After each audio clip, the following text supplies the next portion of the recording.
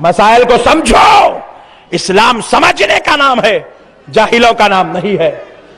جاہل بیٹھ کر بولتے ہیں نبی کے پاس نہیں جانا چاہیے. ایک جاہل میرے پاس بھی آیا, آ کے جمعہ کے دن صبح صبح کھٹکا مارا گھر پہ. میں باہر نکلا, بولا کیا بات ہے؟ بولے مولانا میں آج حج کو جا رہا ہوں اس لیے ملاقات کے لیے آیا. میں گلے ملا, مل کے بولا بھائی جب سرکار کے پاس گئے تو ذرا آپ سے گزارش ہے سرکار کی بارگاہ میں ذرا میرا سلام عرض کر دیجئے. بولے مولانا میں وہ سرکار کی زیارت کے واسطے نہیں, مسجد نبوی کی زیارت کے واسطے جا رہا ہوں. ارے میں بولا بہت خطرناک ہے تو, اتنا بھیانک بگڑا ہوا ہے, نبی کی زیارت کو نہیں جائے گا؟ نبی کی زیارت کو نہیں جاتی ہے قوم, درگاہ پہ جانے والوں کو روکتی ہے یہ قوم. ارے ان جاہلوں کو سمجھو دوستو. ایک بار کیا ہوا, ایک مولانا صاحب جمعے میں کھڑے ہو کے 12 حدیثاں سنا دیے, درگاہ کو نہیں جانا, درگاہ کو نہیں جانا, درگاہ کو نہیں جانا, درگاہ کو نہیں جانا. پورے یہودیوں کے اوپر جو جو آیتیں اتری تھی وہ نکال کے ولیوں کے اوپر ڈال کے سنا دیا. یہ بے وقوف کو نہ یہودی معلوم نہ ولی معلوم. بابا کو چچا بولتا, چچا کو خالو بولتا انہیں. ولیوں کو یہودیوں سے ملا دیتی ہے قوم.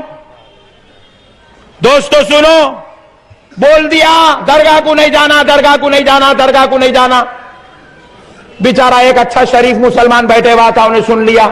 بولے مولانا درگاہ کو نہیں جانا. بولے کمرے میں لے جا کے, مسجد میں 12 سنایا, کمرے میں لے جا کے اور 12 سنایا. اب انہیں بولا اتنے حدیثاں ہیں تو صحیح بھی نہیں جانا کی کیا ہے کی. ایسا عقیدہ بنا لے کے گھر کو گیا, جا کے بیگم کو بولا بیگم مولانا صاحب چلا چلا کے مسجد میں بولے درگاہ کو نہیں جانا کہتے, درگاہ کو نہیں جانا کہتے. بیگم بولے دیکھو جی تمہارے کو تو معلوم ہے اپنے گھر میں ایک ٹینشن چل رہا. کیا ٹینشن تھا وہ؟ 6 مہینے پہلے ان کی بچی کے آنکھ کے اوپر ایک جن آ گیا تھا. ڈاکٹروں کا علاج کرائے کچھ بھی نہیں ہوا, درگاہ کو لگ گئے تو طبیعت سنبھلی تھی. ابھی تمہارے کو معلوم ہے کہ درگاہ کو لگ گئے تو مسئلے صحیح ہوئے ہیں, پھر تم درگاہ کو نہیں جانا بولے تو کیسا؟ بیگم ہو سکتا ہے ہمارا عقیدہ تھا ہوں گا, ایسا ہو گیا کہ کیا ہے کہ جان دو. اتنے حدیثاں سنائے مول صاحب نہیں جانا کہتے, صحیح چھونگا بیگم. سنتے سنتے بیگم بھی بولے جان دو اب تم اتنا بول رہے تو تم بھی نکو جاؤ, میں بھی نہیں جاتی ہوں. خاموش ہو گئے. 6 مہینے چلا اسی قصہ. 6 مہینے کے بعد ایک دن رات میں 3 بجے رات کو بیٹی اٹھ کے کھڑی ہو گئی. بالا کھولی, الماری ڈھکلی تو 4 کونے پھر رہی ہے الماری. پلنگ اٹھائی تو پورا اٹھ کے نیچے گر رہا دھڑا دھڑ. آ گیا بیٹی کے آنکھ پہ انہیں. شیطان حاضر ہو گیا. اب بیٹی بولی, ماں بولی اب کیا کریں گے؟ آپ کو تو معلوم ہے اس کا علاج ڈاکٹر کے پاس نہیں ہوتا. تو بولے بیگم اب تو درگاہ کو جانا نہیں ہے, کیا کہہ سکتے؟ بیگم بولے کام کریں گے. بعض وقت مردوں کی عقل کام کرنا بند کر دی تو عورتوں کی شروع ہوتی. بیگم بولے آج ایک کام کریں گے. کیا؟ مولانا صاحب کے گھر کو لے کے جائیں گے. کیونکہ انہوں بولے درگاہ کو نہیں جانا تو علاج بھی انہوں بتانا. مولانا کے گھر کو لے کے جائیں گے. اچھی بات ہے, ان کو بھی سمجھ میں آ. چلو بولے ہاتھاں پکڑ کے کھینچ کھینچ کے مولانا کے گھر کے سامنے لے کے جا کے ایسا ٹھہرا کر دیے. وہ بالا کھلے یوں چیر چیر کے کھڑی ہا ہا ہو کر رہی ہے. انتظار کر رہے ہیں فجر کی نماز کو. بیچارے جیسے ہی دروازہ کھولے, جیسے ہی دیکھے چیخ مار کے 6 فٹ پیچھے گرے, طہارت ہی ٹوٹ گئی.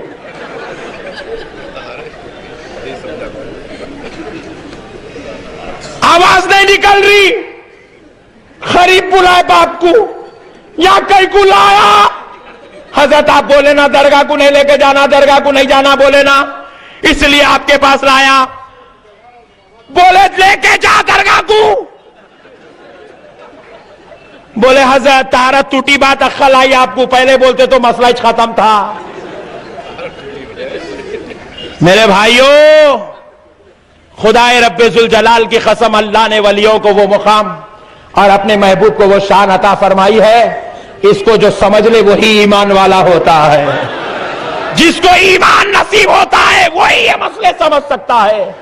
جاہلوں نے ہم سے سوال کیا, درگاہوں پہ پھول چڑھاتے ہو پھر مدینے میں کہیں کو نہیں چڑھاتے. سوال ہوا نہیں ہوا بولو؟ یہ بتا بتا کے لوگوں کو دیوانہ بنا رہے. دیکھو بھائی مدینے میں نہیں چڑھاتے, دیکھو بھائی مدینے میں نہیں چڑھاتے, یہاں کہیں کو چڑھاتے, مدینے میں نہیں چڑھاتے, یہاں کہیں کو چڑھاتے, مدینے میں نہیں چڑھاتے, یہاں کہیں کو چڑھاتے. ارے کب تک آٹو والوں سے پوچھیں گا؟ ادھر آ, ہم سے پوچھ.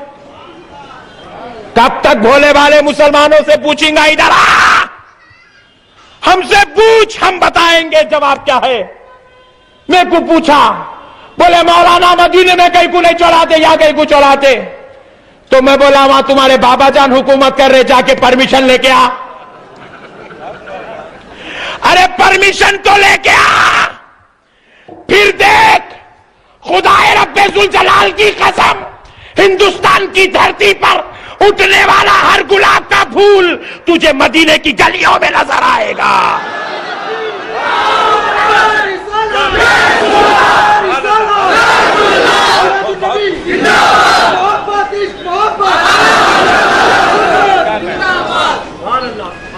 ارے اجازت تو لے کے آ, تمہارے بابا سے پوچھ کے آ, پھر دیکھ خدا کی قسم. ارے پھول تو پھول ہے. ارے ممبئی کے سنیوں کو آزما کے دیکھ لے, اجازت تو لے کے آ. ممبئی کا ایک ایک سنی نوجوان پھول بن کے مدینے کی گلیوں میں قربان ہو جائے گا.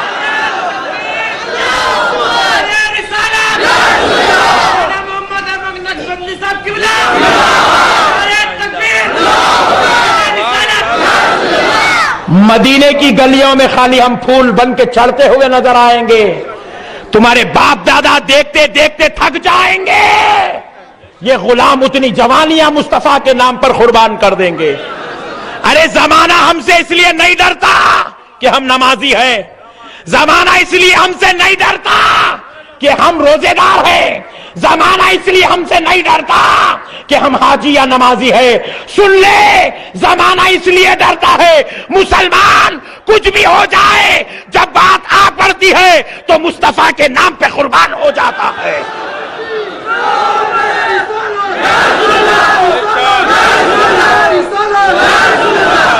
ارے بابری مسجد کی شہادت کو چند دن مسلمان برداشت تو کر سکتا ہے, مگر مصطفیٰ کی گستاخی کو ایک لمحہ بھی برداشت نہیں کر سکتا. مسلمان برداشت نہیں کر سکتا, نہیں برداشت کر سکتا جس چیز کو وہ محبت رسول ہے, وہ عظمت رسول ہے, جس کی ایک ایک بے ادبی کو مسلمان برداشت نہیں کر سکتا. نہ برداشت کرنے کا نام ہی تو مسلمان رکھا گیا ہے. کدھر سے آئے ہو جاہلو, نبی کی عظمت پہ انگلی اٹھاتے ہو. میرے بھائیوں, آپ تو ایک اور بات بتا دوں, سن لو خدا کی قسم.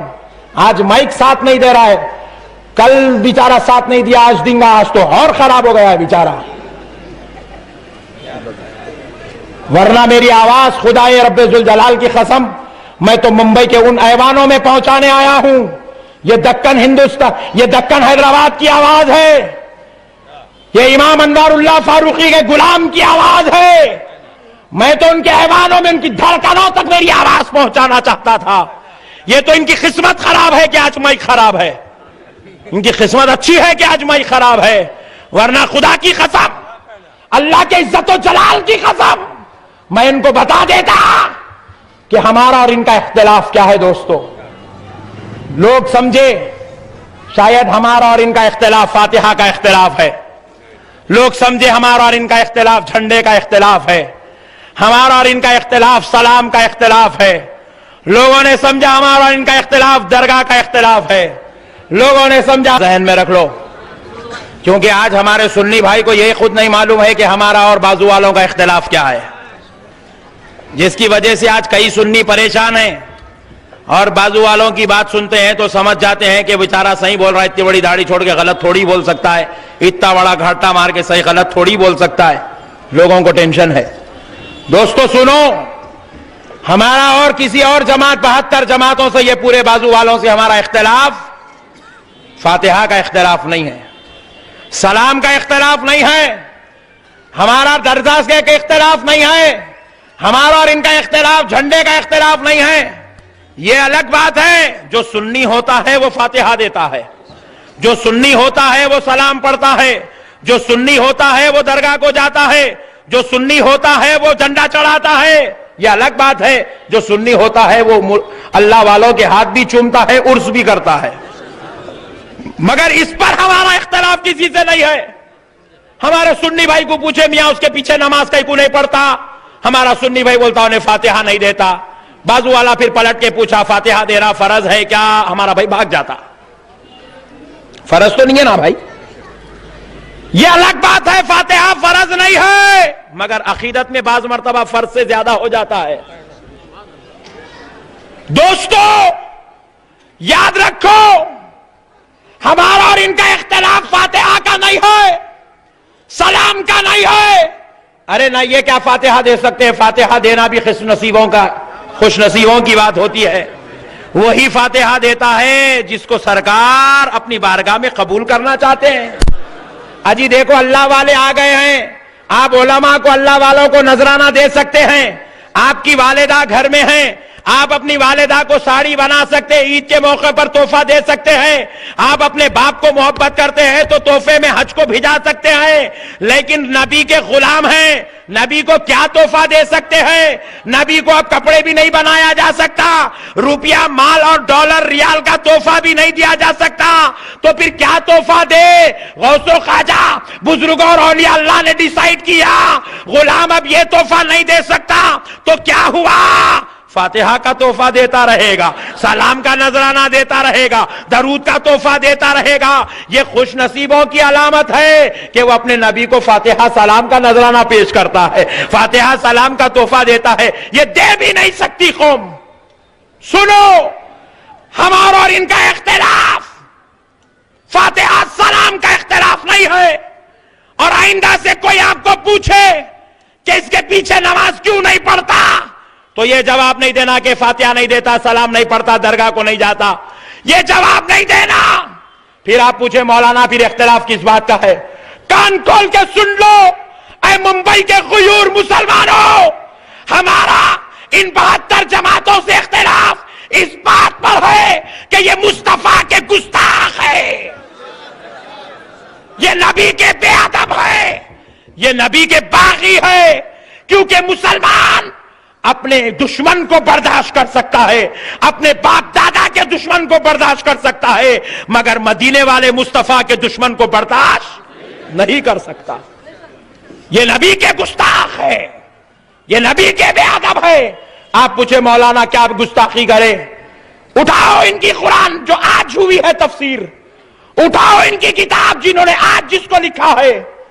میں اعلیٰ حضرت کے دور کی بات نہیں، آج کی بات کر رہا ہوں۔ انہوں نے اپنی کتابوں میں لکھا، انہوں نے اپنی کتابوں میں لکھا کہ اے نبی ہم نے تیرے اگلے پچھلے گناہوں کو معاف کیا۔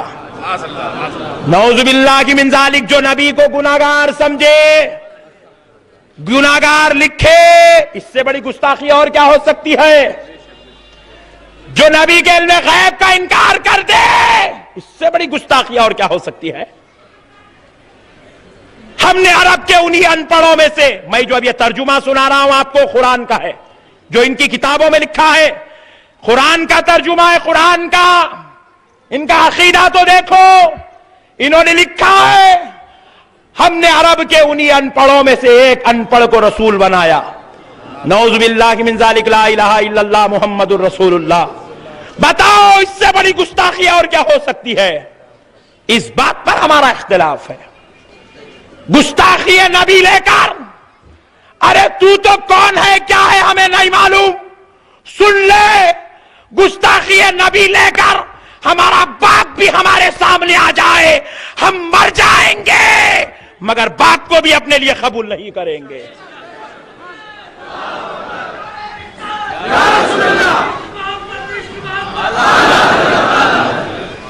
ارے نبی ہماری جان ہے، نہ صرف جان ہے، ارے خالی جان ہوتے تو پھر بھی کچھ ہوتا، ارے نہ صرف جان ہے بلکہ وہ جان سے زیادہ قریب ہے، ہماری جان سے زیادہ جو عزیز ہے اس ذات کا نام محمد الرسول اللہ ہے صلی اللہ علیہ وسلم۔ سوچو دوستو، آج ہمارے کلیجے کیوں جلتے ہیں؟ کیوں سنی علماء روتے ہیں؟ کیوں سنی مشائخ تڑپتے ہیں؟ ہمیں ان سے کیا تعلق بھائی؟ انہیں تو ہمارے محلے میں بھی نہیں رہتا، انہیں تو دشمن بھی نہیں ہے ہمارا. جب بھی اس کے گھر کو گئے 40 دن کے واسطے گھر سے غائب ہے، 4 مہینے کے واسطے غائب ہے، اس سے کہے گا پنگا جی.